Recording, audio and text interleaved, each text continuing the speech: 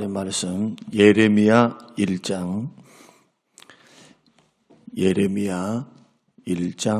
1절에서 5절 말씀. 예레미야 1장 1절에서 5절, 페이지 1051페이지. 우리 같이 읽겠습니다. 베냐민 땅 아나돗의 제사장들 중 힐기야의 아들 예레미야의 말이라.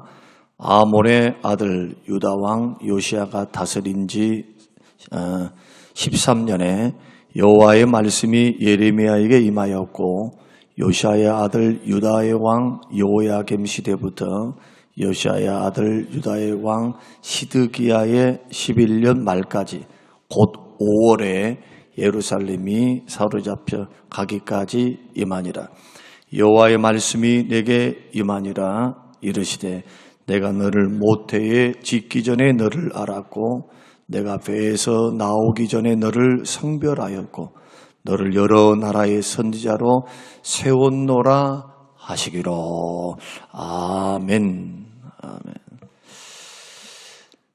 우리 성경 중에서 가장 많은 분량을 차지하고 있는 말씀이 예레미야 말씀입니다.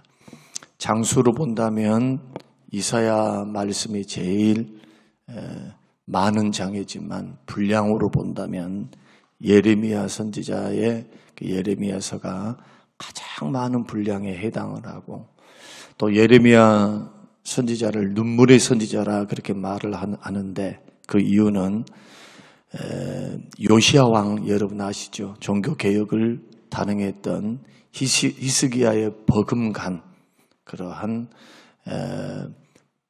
망하기 전 한 60년 패망하기 전 시대에 살았던 그 요시야 왕 때부터 그는 패망해서 BC 586년에 바벨론에 패망할 때까지 마지막 선지자로 활동했던 그러한 선지자가 바로 예레미야 선지자가 되겠습니다. 장장 41년을 그렇게 선지자 활동을 했는데, 망하기 전부터 망할 때까지 주구장창 외쳤던 것은 회개하고 돌아오라. 반드시 하나님이 심판하신다. 징계가 있다. 이집트 의지하지 마라. 하나님께서 이미 너희들의 죄악을 보시고 심판을 작정했으니까 이제는 그 심판을 피할 수 없으니까 겸손히 겸비하게 하나님의 뜻을 받들라. 항복하라는 거죠. 하나님께서 이러한 포로의 그 기간을 허락하셨으니까 잔머리 굴리지 말고 이제는 말로 될 수 있는 상황이 아니다. 이미 넘어서 버렸다는 거예요. 그래서 하나님의 맹렬한 심판, 그리고 하나님의 진노, 이 모든 것들을 막 쏟아붓습니다. 제가 계속 묵상하고 지금 계속 예레미야서를 계속해서 통독해서 읽어나가고 있는데 참 듣기 너무 민망해요. 너무너무 마음이 힘들어요. 그렇지만 역으로 생각한다면, 이것을 부정적인 관점이 아닌 긍정적인 관점으로 풀어본다면 여기에는 적용점들이 너무 많습니다. 우리가 신앙생활을 타산지석의 거울로 삼는 거죠. 저들에게 하나님께서 왜 이렇게 진노하셨을까? 하나님이 싫어하는 것은 뭘까? 우리는 뭘 어떻게 해야 할까? 거기에다가 예레미야 선지자의 그런 사역의 모습에서 과연 우리는 주를 섬겨갈 때, 우리가 주님을 섬겨갈 때 어떤 모습, 어떤 자세, 어떤 방향으로 해나가야 하는가? 그래서 예레미야에서의 가장 주된 말씀은 심판에 대한 말씀이고 회개하라는 말씀이고, 그러나 반드시 진멸하지 아니하리라. 성경 계속 1장부터 쭉 읽어나가면요, 징계에 대한 그냥 엄청난 말씀을 쏟아붓습니다. 내가 절대로 용서하지 않는다. 그리고 심지어는 너의 아내도 남의 아내가 될 것이다. 남녀노소가 죽을 것이다. 성이 황폐하게 될 것이다. 개처럼 끌려갈 것이다. 다 말씀을 하는데 뭐라고 또 말씀하시냐? 그러나 진멸하지는 아니하리라. 완전히 무너지게는 안 하신다는 거예요. 그리고 마지막에 뭘 선포하시느냐? 회복을 이야기를 합니다. 그 회복도 어떤 회복이냐 하면 그냥 은혜로운 회복이 아니라 70년 동안 연단받는다는 거예요. 일제 강점기울이 45년 그렇게 당해서도 그렇게 얼마나 힘들었습니까? 그런데 그 고대에 그것도 악랄하고 무자비한 바벨론의 포로 생활로 70년이니까 여러분 생각해 보십시오. 얼마나 힘들겠어요. 그리고 포로 생활의 그 기간이 얼마나 힘들 것을 또 예언을 다 해놨어요. 70년 그 연단 하나님의 징계가 70년이니까 그때까지는 꼼짝 마 그 말이. 하나님이 때가 있다는 거죠. 회복도. 그러니까 뭘 어떻게 해야 되겠습니까? 아예 그런 거 예를 들어 징계받을 일을 하지 마셔야 돼. 징계받을 일을. 그러니까 하나님의 오래 참으심에는 한계가 있습니다. 그러나 나라와 민족이 됐든 개인이 됐든 하나님께서 모르고 우리의 죄나 우리의 허물을 눈 감고 계신 것이 아니라 보시고 계세요. 다 알아. 마음의 중심, 신부, 중심을 살피시고 다 아셔요. 다 아시는데 왜 우리에게 다른 별일이 없냐? 오래 참으신 겁니다. 오래 기다리셔요. 그래서 신약 성경에는 그렇게 말씀하잖아요. 하나님은 오래 참으심을 만으로 여기지 마라. 야, 하나님 오래 참으심을 너희들 가볍게 생각하더라? 우습게 생각하더라? 하나님 오래 참으시는 거야. 그러나 하나님께서 이대로 가면 영원한 지옥 불구덩이 들어가게 될 것 같으니까 이대로 가면 멸망의 길, 불순종의 길, 파멸의 길 하나님은 말씀하신 대로 하시는 거예요. 할렐루야. 언약의 말씀대로 징계도 하시는 거예요. 그러니까 언약의 말씀에 따라서 불순종 반대의 길을 걸어가면 구원받은 백성의 모습이 아닙니다. 그래서 하나님께서 뭘 하시느냐? 말로 안 되고 환경을 보내도 안 되고 예레미야에서는 그 수많은 선지자 보냈는데 듣더냐? 안 들었다는 거예요. 안 들었다. 계속 보내줬다. 계속 안 듣는다는 거예요. 여러분 이런 모습이 택한 백성들 안에는 있을 수도 없습니다. 택한 백성들 안에는. 그러나 같은 공간 안에서 예수를 믿으면서도 저는 간혹 그런 사람들을 봅니다. 간혹 그런 사람들을 보면서 떠나가는 사람들 아니면은 아예 믿음을 포기하는 사람들을 보면서 두 가지 마음을 품어요. 하나는 뭐냐? 주님이 그 생명을 불러가기 전까지는 기회가 있는 겁니다. 죽기 전까지는 기회가 있어요. 사람의 천국과 지옥을 이야기할 때 언제까지 기회 있느냐? 그 생명 살아있을 때예요. 죽으면 더 이상 근심 걱정도 안 해.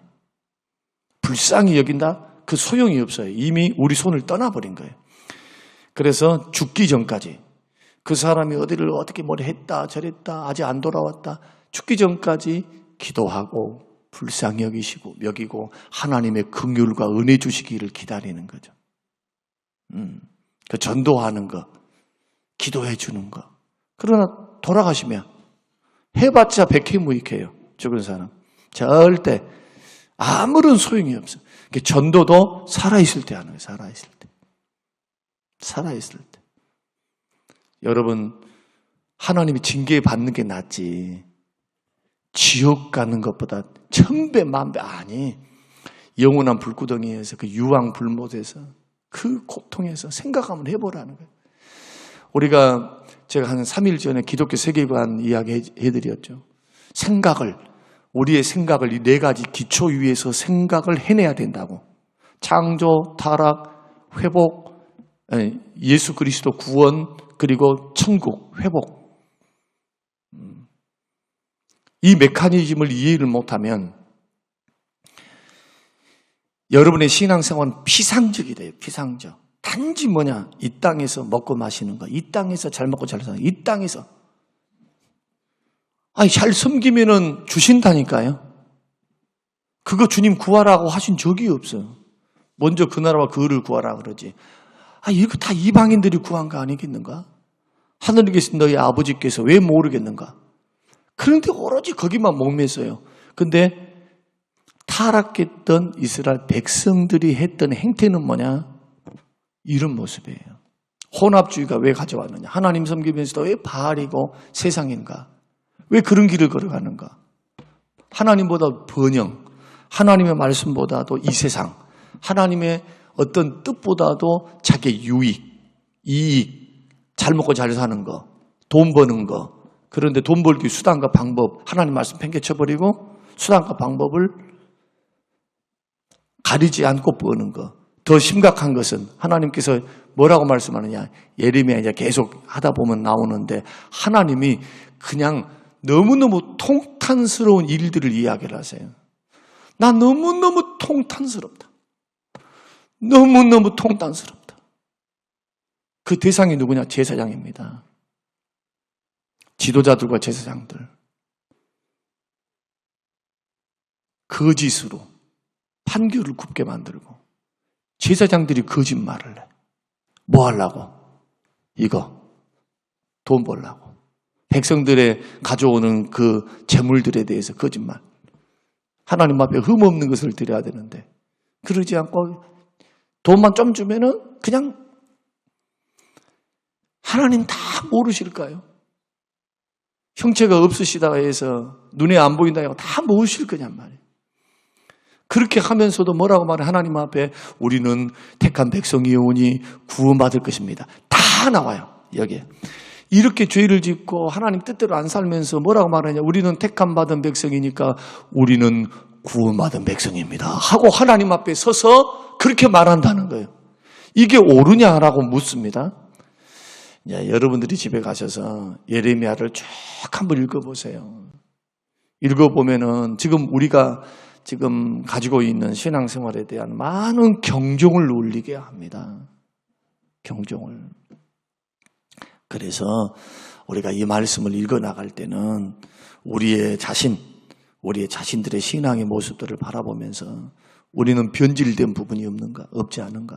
하나님을 정말 경외하고 경건하게 섬기는 건 맞는가? 하나님 제일 싫어하는 거. 예배당에 나왔는데 밖에 나간 죄 짓고 살아요. 회개할 줄 모르고 그것을 끊지를 못하는 거예요. 끊지를 못하면 적어도 회개하는 마음이라도 가져야지. 주님 죄송해요. 주님 은혜 주세요. 회개하는 심령이 돼야 고쳐져요. 회개하는 심령이 없는데 어떻게 자기를 고쳐요? 그래서 하나님께서 어떤 행동을 고치기 전에 먼저 심령의 말씀을 보내서 심령에 찔림을 주시잖아요. 생각부터 수술하잖아요. 생각부터. 그래서 깨닫는 게 은혜란 말이에요. 그 말이에요. 깨닫게 되면 돌아올 연구를 해요. 이러면 안 되지 내가. 여기서부터 변화가 일어나는 거지. 그냥 무턱대고 그냥 완고한데 마음이 하나님 말씀 해봤자 또 하나님의 말씀을 예레미야를 계속 읽어보면 있는 말씀을 드리는 것이니까 하나님 말씀은 하나님께서 예레미야를 통해서 뭐라고 질타하시면서 책망하시느냐 하면 진노하시냐 하면은 너희들은 내가 하는 말들을 욕으로 돌렸다. 욕으로. 하나님 말씀을 욕으로 받아들여. 욕으로. 또 좀 말을 해. 또 좀 말해. 또 좀 말을 해. 단마음으로 받는 것이 아니라 욕으로 들어. 지금. 왜 목사님들이 반복해서 말씀을 할까요? 왜 성경이 계속해서 반복해서 말씀을 할까요? 안 되니까 그런 거야. 안 되니까. 그 길 가면 안 되거든. 깨닫게 되시기를 주의 이름으로 축원합니다. 성경은요, 100만 마디 말을 방언을 하는 것보다 남을 가르치기 위해서 한마디 말을 하는 게 더 좋다고 유익하다고 말씀을 하고, 그리고 100만 마디 말을 내가 알고 있다는 것보다도 하나의 말씀을 알고 실천하는 것이 오히려 유익이라고 말씀을 합니다. 말씀을 알고도 실천하지 않는 것은 야고보서 말씀 보면은 거울을 보고 그냥 지나치는 사람과 똑같아. 거울을 딱 봤으면 눈곱이 있으면 눈곱을 떼야 되고, 머리카락이 잘못했으면 머리카락을 쓰다듬고, 끔정이가 묻었으면 세수도 하고, 이게 말씀의 거울 아닙니까? 그러니까 오늘 이제 부담감을 안고 이 말씀을 이제 같이 묵상하지만, 그러나 은혜로움들이 있어요. 왜냐하면 이것을 부정적으로 푸는 게 아니라 제 나름대로는 긍정적으로 해석을 할 겁니다. 그러니까 부정적으로는 이러니까 망했습니다라가 아니라 우리는 망한 사람들의 모습을 보면서 반대의 이야기를 할 거예요. 우리가 살 길은 뭐냐 그러면.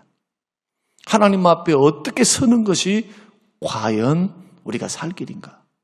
신앙생활 끝까지 가져갈 때 하나님이 원하는 마음은요, 언약의 말씀 따라 사는 건데요. 언약의 말씀 따라 사는 거예요. 여기서 예레미야가 말씀한 언약, 이집트에서 끄집어내서 시내산에서 우리는 언약했다.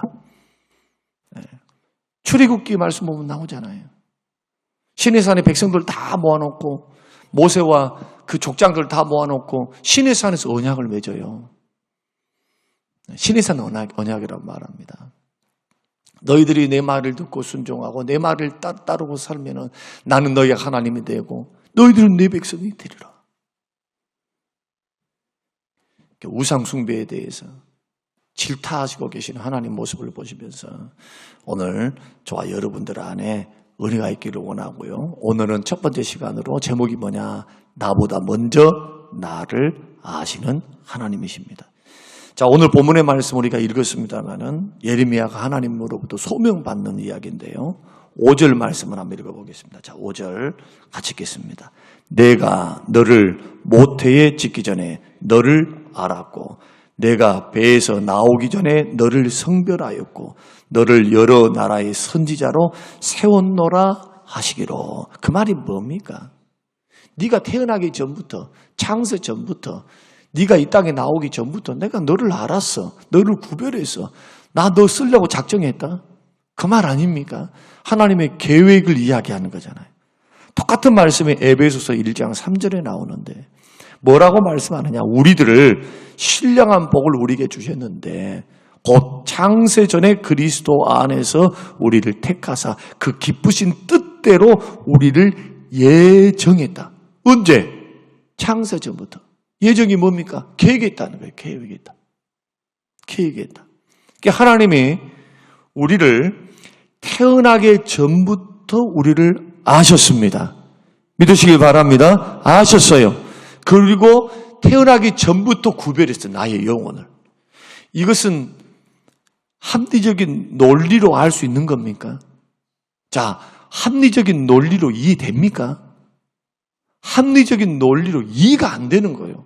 하나님을 믿지 않으면, 전능하신 하나님을 믿지 않으면 이해가 안 돼. 받아들일 수가 없는 거예요. 그러나 천지 만물을 창조하신, 말씀으로 우주 만물을 창조하신 그 하나님을 믿으면 이해가 되는 거예요. 믿음으로 이해가 돼요. 믿음으로. 전능하신 하나님의 말씀 한마디로 이 우주를 다 창조하셨는데 못할 게 뭐가 있어요? 그런 하나님의 능력의 관점에서 보면 내가 이 땅에 태어나기 전부터 내 영혼을 지으시기 전부터 하나님이 나를 아셨다. 내 이름 석자 누구인가를 아셨어요. 그리고 하나님이 그 많은 사람들 중에서 나를 딱 택하사 구별했다는 게 예정했다는 그 말이에요.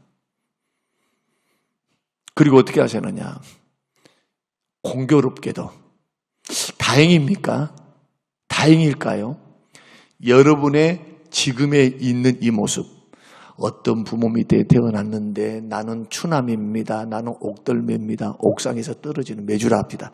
옛날의 말이지만 지금도 들어봐도 아이고, 옛날에 우리 그랬었어요. 고등학교 다닐 때 네 옥돌매야. 지금은 이렇게 말하면 아재 개그가 될 텐데 할 때 그냥 조물주가 마음대로 빚어나버려서 눈 감고 빚어버렸어요. 그랬던지 아니면 조각 같은 미모를 가졌던지 하나님께서 지금 현재의 나를 이 모습 이대로 세우신 겁니다. 이 모습 이대로 세운 거예요. 그리고 앞으로도 여러분 하나님의 능력, 성령의 은혜로 세워주실 줄로 믿습니다. 누구 손 안에 있는 거예요? 하나님 손 안에 있는 거예요. 하나님 손 안에. 지금도 우리는 빚어가요. 빚어가. 어떻게? 우리 안에 있는 성령께서, 나를 구원하신 성령, 복음을 적용시키는 성령, 도우시는 보혜사 성령, 성령께서 말씀을 통해서 성령께서 그 능력과 은혜로 나의 모난 부분을 깎으시고 내 손을 붙잡고 세워나가시는 거예요. 그러면 이 말씀에는 어떤 것도 포함되느냐? 나의 장점과 단점도 아시고 세우셨다는 거예요. 할렐루야. 예. 그래서 뒤에 말씀을 보면 내일 모레 이제 계속 설교를 하겠습니다만은, 하나님, 나는 아이라 말할 줄을 모릅니다. 진짜 말을 못했어요. 누가? 예레미야가. 몇 살 때 부름받았습니까? 25살. 25. 생각해 보세요. 우리 아들 나이가 27인데, 우리 아들을 봐도 유약하다기보다 여성하잖아요. 그 아들이 나와가지고 막 험한 말을 쏟아내. 예를 들어서 왕한테 선지자, 자기가 제사장이지만은 이 아나돗이라고 하는 것이 어떤 곳이냐 하면은 예루살렘에서 북쪽으로 4.5km, 4.2km 올라가면은 아나돗이라고 하는 마을이 있어요. 여호수아 시대 때 정복 사역을 했죠. 정복을 딱 해놓고 여호수아 시대 때 그 땅은 레위 지파에게 줬어요. 그 공간은. 그래서 그곳에는 누가 살았냐? 제사장들이 모여서 살았어. 제사장들이 모여서 사니까 예루살렘에 제사 드리러 올 때는 반차를 따라서 이렇게 4.2km니까 뭐 하루에 왔다 갔다 할 수 있겠죠. 그러죠? 예. 심리가 4km 아니면 심리가 4km. 그러니까 이제 이러한 곳에서 살았는데 말을 못해. 마치 사도 바울이 고린도전서 후서 말씀 보면은 나 말은 못하나, 나 설교는 잘 못하지만 나 지식에는 그렇지 않다 그렇게 말하죠. 사도 바울이 설교를 잘 못했어요. 말이 유창하지를 못해. 그러나 그에게는 하나님 뭘 주셨습니까? 능력을 주셨어요. 능력. 귀신을 쫓아내고 병을 고치고 죽은 자 살리는 능력을 그에게 하나님 허락하신 거예요. 그래서 하나님께서 우리의 장점만 구별하시고 단점을 우리에게 허락하시지 않는 것이 아니라, 마귀가 준 것이 아니라 하나님이 우리에게 장점과 단점을 다 허락하시고 세우신 겁니다. 그러니까 이 지구상에 있는 모든 사람들은 하나님의 계획하에 있을 때 완벽하게 죄가 하나도 없고 장점만 있는 사람은 없다. 장점만 가지고 있는 사람은 없다. 단점도 하나님께서 계획하시고 계획 속에 담겨 있는 겁니다. 그러면 우리는 어떻게 인생을 살아가야 하느냐 하면은 장점을 가지고 교만 떨 필요가 없어요. 하나님의 계획하심 속에서 주신 은사이니까. 그러죠? 그 다음에 단점이 있다 해가 실망할 필요도 없어요. 겸손하게 하나님은 지금도 그 단점 때문에 주를 바라보게 하시고 그 단점 때문에 나를 사용하셔요. 여러분, 장점 때문에 여러분 사용하신다 생각하시면 오산입니다. 하나님은 오히려 약한 자, 부족한 자, 단점 있는 자, 그러한 지식 없는 자, 미련한 자, 이런 자를 사용해서 영광의 도구로 사용해요. 뭘 주셨어? 능력과 은혜를 주셨어. 이런 분이 하나님이에요. 그래서 예레미야가 나 아이라 말 못합니다 하니까 주님이 뭐라고 말씀하는 보십시오. 자, 성경 한번 보십시다. 6절 시간이 가서도 내일 말씀드릴게요. 6절 7절 읽으십니다. 시작. 내가 이르되 슬프도소이다. 주 여호와여 보소서. 나는 아이라 말할 줄을 알지 못하나이다 하니 여호와께서 내게 이르시되 너는 아이라 말하지 말고 내가 너를 누구에게 보내든지 너는 가며 내가 내게 무엇을 명한 너는 말할지. 무슨 뜻입니까? 야, 잔소리 말고 가야. 내가 말한 대로만 해. 아이라 말하지 말라는 말은 무슨 뜻입니까? 야, 내가 책임질게. 내가 능력 줄게. 내가 할 수 있는 자리 다 깔아줄게.